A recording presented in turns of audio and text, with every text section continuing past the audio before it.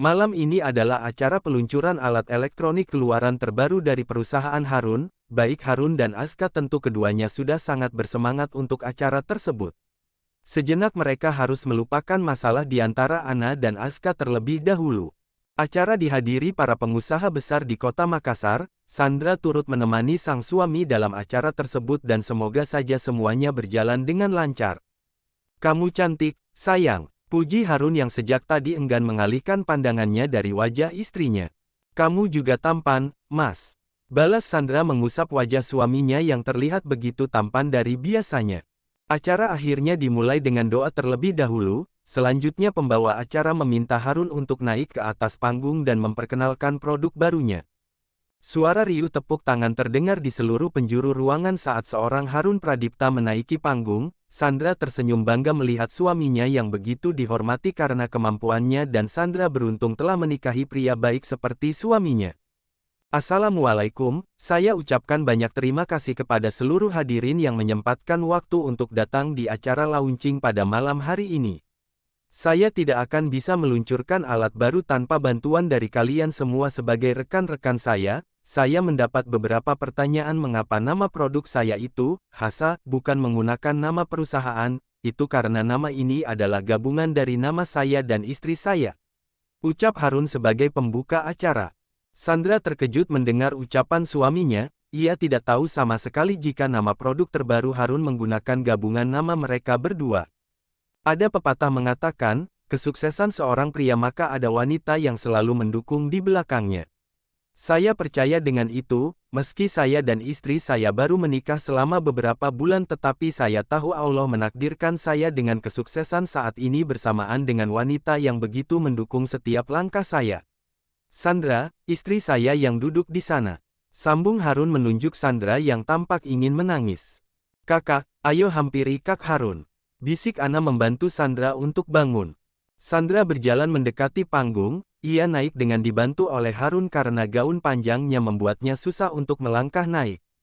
"Mas, semua ini?" tanya Sandra menatap suaminya. "Terima kasih karena selalu ada bersamaku," bisik Harun tepat di depan wajah Sandra. Sandra tak menjawab, ia hanya memeluk suaminya dan berusaha untuk tidak menangis mengingat di mana mereka saat ini. Semua hadirin bertepuk tangan melihat keromantisan pasutri itu bahkan tak jarang ada yang bersorak-sorai. "Skip lah ya, jomblo menangis ini mau." Asteris. Setelah acara launching selesai, banyak sekali para pengusaha yang langsung tertarik dengan alat yang ditawarkan oleh perusahaan Harun. Harun dan tim manajemen pemasaran benar-benar merasa berhasil di hari pertama dan semoga seterusnya keberhasilan ada pada Harun. Sandra dan Ana kembali duluan karena waktu juga sudah malam, sementara Aska dan Harun masih harus mengurus urusan mereka sebelum kembali ke Jakarta besok. "Ana, istirahatlah dan kita akan kembali besok," tutur Sandra pada adik iparnya itu. "Kakak, bagaimana jika masalah di antara aku dan Aska tidak dapat diselesaikan?" tanya Ana gusar, ia takut jika Adi Guna akan kembali menentang hubungannya. "Jangan khawatirkan apapun, Papa orang yang baik dan aku yakin dia akan menerima hubungan kalian jika Aska bisa meyakinkan bahwa dia tidak akan berkhianat darimu," sahut Sandra mengusap kepala sang adik. "Apa Kak Harun sudah menyetujuinya, Kak?" tanya Ana lagi dengan ragu. "Dia akan setuju. Sama seperti Papa yang harus kalian yakinkan maka Mas Harun juga sama. Yakinkan dia bahwa kalian bisa bersama dan Aska tidak akan pernah mengkhianati kamu," jawab Sandra tersenyum lembut. "Baiklah, Kak. Semoga aku dan Aska berhasil meyakinkan Papa dan juga Kak Harun," cetus Ana kemudian pamit kembali ke kamarnya. Sandra menghela nafas, rencana perjodohan pura-pura Ana ternyata hanya berjalan 1 hari karena Aska sudah mengakui semuanya dan ia senang akan hal itu. Kini mereka hanya perlu memikirkan bagaimana cara untuk meyakinkan Adi Guna. "Semoga saja Papa bisa menerimanya," gumam Sandra kemudian masuk ke dalam kamar mandi untuk membersihkan diri. Pagi-pagi sekali Sandra terbangun, ia merasakan kehangatan di belakang tengkuknya dan melihat ternyata deru nafas Harun. Sandra membalik badan menghadap suaminya yang entah jam berapa kembali dari pesta. Ia sudah cukup lelah setelah acara semalam hingga tidak tahu jam berapa suaminya kembali. Lihat Papa kamu kalau tidur tampan sekali ya.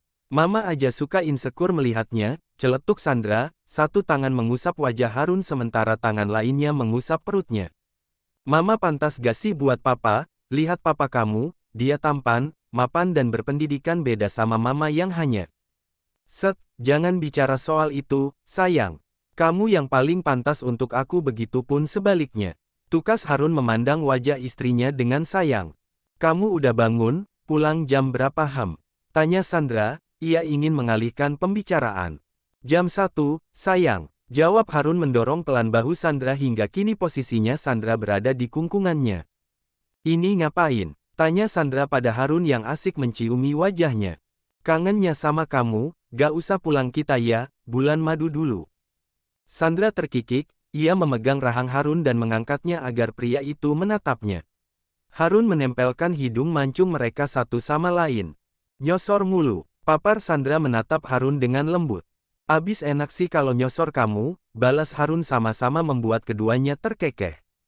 Aku udah lama belum ketemu si Dede, goda Harun mengedipkan matanya genit pada Sandra. Maksud kamu dibakar gitu kasurnya? Tanya Sandra bergurau. Titik petik 2, jawab Harun berbisik di telinga istrinya. Mas, pekik Sandra mencubit dada suaminya. Hahaha. Harun tertawa puas melihat raut wajah istrinya, hal yang paling ia sukai adalah menggoda istrinya yang mana membuat cinta mereka semakin besar dalam diri masing-masing. Ya ampun, Nyonya Sandra Pradipta Adiguna. Apa yang kamu lakukan padaku sampai aku begitu mencintaimu, protes Harun. Apa sih mas, sahut Sandra merasa banyak kupu-kupu yang terbang di perutnya mendengar setiap rayuan maut suaminya itu. Pesawat yang ditumpangi rombongan Harun telah mendarat di Bandara Internasional Soekarno-Hatta dengan selamat. Seperti ketika berangkat, Sandra kini kembali merasa mual-mual dan pusing. Harun dengan sigap menggendong istrinya ke dalam mobil yang sudah menunggu mereka. Aska, tolong antar Ana pulang sebelum kau pulang ya. Pinta Harun sebelum masuk ke dalam mobil. Baik, Tuan, sahut Aska menganggukkan kepalanya. Setelah mobil Harun pergi, kini giliran mobil jemputan Aska dan Ana yang datang. Mereka bergegas masuk agar bisa cepat sampai ke rumah dan istirahat. Kak Aska, kita akan meyakinkan papa sama-sama kak. Tanya Ana menatap Aska dengan sendu. Jangan khawatir, aku yakin Tuan Adiguna akan percaya bahwa aku memang benar-benar mencintaimu. Jawab Aska mengusap kepala Ana dengan lembut. Ana mengangguk paham, hatinya merasa hangat mendapat perlakuan lembut dari Aska. Hal yang pikirkan dulu ternyata tidak benar, Aska hanya melakukan perintah papanya bukan karena dirinya tidak mencintai Ana. Sesampainya di mansion Adiguna, Aska mengantar Ana sampai ke depan rumah yang mana ada Amira dan Adiguna sudah menunggu kedatangan Ana. Mama, Papa, teriak Ana buru-buru memeluk sang mama yang sudah sangat ia rindukan. Bagaimana kabarmu? Apa kau merepotkan kakak iparmu? Tanya Amira setelah melepaskan pelukan erat putrinya. Tentu saja tidak, Mama. Jawab Ana cepat. Baiklah, ayo masuk kau pasti lelah. Ajak Amira menarik pelan tangan Ana masuk ke dalam rumah. Sementara itu Aska memberi hormat sebelum pergi, namun baru selangkah ia pergi Adiguna memanggilnya. Aska, panggil Adiguna. Iya, Tuan, sahut Aska dengan kepala tertunduk sedikit. Terima kasih sudah mengantarkan Ana, ujar Adiguna menepuk bahu Aska pelan. Tentu, Tuan, sudah menjadi tugas saya untuk itu, balas Aska dan barulah ia pamit pergi untuk segera pulang ke apartemennya. Malam hari di kediaman Harun dan Sandra, setelah makan malam kini pasangan itu memilih untuk bersantai sambil menonton televisi, meski tidak ada yang menarik untuk ditonton. Mas, besok kalian jadikan bicara pada papa. Tanya Sandra menatap Harun yang asik mengganti saluran TV. Iya, sayang, aku akan bicara pada papa soal larangannya pada Aska, jawab Harun tanpa mengalihkan pandangannya dari TV. Lalu bagaimana dengan kamu sendiri, apa kamu menyetujui hubungan mereka? Tanya Sandra menatap wajah suaminya yang langsung berubah. Belum, untuk saat ini aku belum menyetujuinya. Aku tahu Aska adalah pria yang baik, namun aku tidak benar-benar tahu bagaimana sifat Aska pada wanita.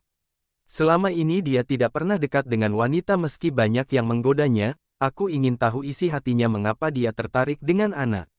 Papar Harun, matanya memandang mata Sandra yang menyiratkan kekhawatiran. Semoga kalian setuju, aku bisa melihat bagaimana ketulusan mereka dengan hubungan ini. Kata Sandra pelan seraya menyadarkan kepalanya di bahu Harun. Semoga Aska bisa membuktikan bahwa dia benar-benar mencintai Ana, sayang. Balas Harun mengusap punggung istrinya. Lain halnya di apartemen Aska, pria itu tengah terduduk di tengah kamarnya. Ia sedang merasa gugup dan takut akan penolakan Adiguna besok soal hubungannya dengan Ana. Di luar hujan tiba-tiba turun, seperti biasa cuaca inilah yang datang menemani Aska dalam keadaan sedih maupun senang. Ia berjalan mendekati balkon apartemennya, kemudian keluar dan membiarkan hujan berguyur membasahi tubuhnya. Kali ini kau harus membantuku, kau selalu datang di setiap suasana hatiku senang ataupun sedih. Di hujan selanjutnya kau harus membuat aku dan Ana sudah bersama, celoteh Aska pada setiap rintikan hujan yang ia kumpulkan dengan telapak tangannya. Asteris.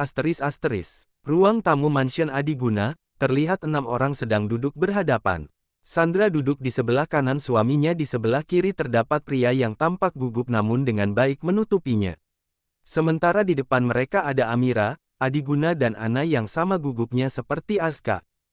Ada apa? Tanya Adiguna menatap Harun yang masih belum membuka suara.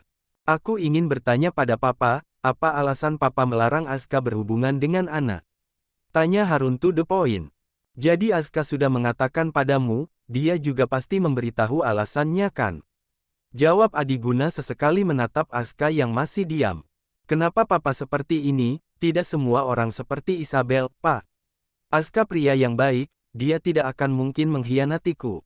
Sahut Ana membuat Sandra menggeleng tanda adiknya harus diam lebih dulu.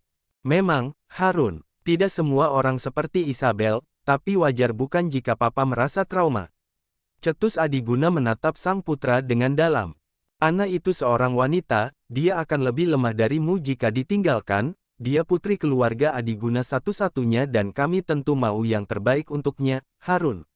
Jika kamu sudah pernah gagal dalam percintaanmu sebelum menikah maka Ana jangan sampai merasakannya, jawab Adiguna dengan pelan namun mengandung ketegasan. Aska, bisa kau berikan kami alasan kenapa kami harus yakin dengan hubungan ini? Tanya Harun beralih pada Aska yang sejak tadi hanya jadi pendengar. Saya mencintai Ana, Tuan.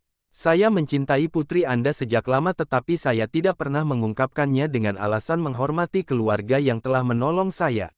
Akan tetapi seiring berjalannya waktu, saya tidak bisa menahan rasa dalam diri saya mengutarakan perasaan saya pada Ana dan sejak saat itu saya dan Ana menjalin hubungan.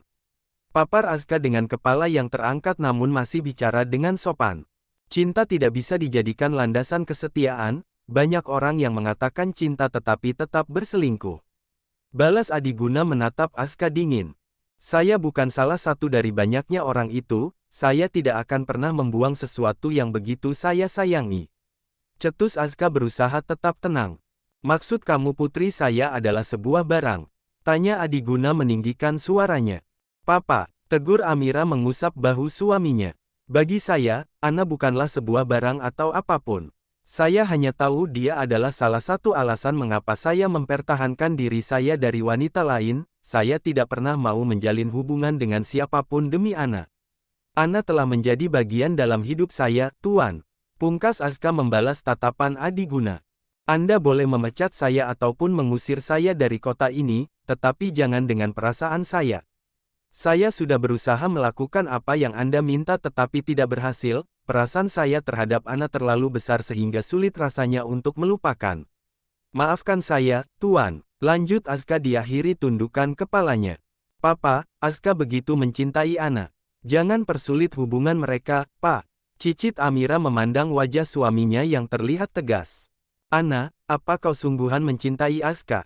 Tanya Adiguna pada Ana yang sejak tadi hanya menunduk menahan diri untuk tidak menyahuti perbincangan sang papa dan Aska. Iya, Pak, bahkan aku tidak tahu jika Papa akan menolak hubungan kami, aku akan bisa mengenal cinta lagi atau tidak. Aska sudah begitu dalam berada di hatiku hingga sangat sulit untuk membuangnya, Pak. Jawab Ana berat, ditatapnya mata sang papa dengan sendu dan berharap semoga papanya bisa benar-benar menerima. Pak, jadi apa keputusanmu? Tanya Harun menatap sang papa yang terlihat sedang berpikir. Adiguna tidak menjawab, ia beranjak dari duduknya kemudian mendekati Aska yang lantas ikut bangun dari tempatnya. Semua orang terkejut dengan tindakan Adiguna yang tiba-tiba memukul Aska, bahkan pria itu sampai terhempas di lantai. Anna mendekati Aska kemudian membantunya berdiri. "Papa, apa ini?" tanya Anna, tidak menyangka jika sang papa akan bertindak kasar. "Jangan khawatir padaku," bisik Aska melepaskan tangan Anna dari pergelangan tangannya. Adiguna kembali mendekati Aska. Anna sudah berteriak memanggil sang papa, namun Adiguna tampak menulikan pendengarannya.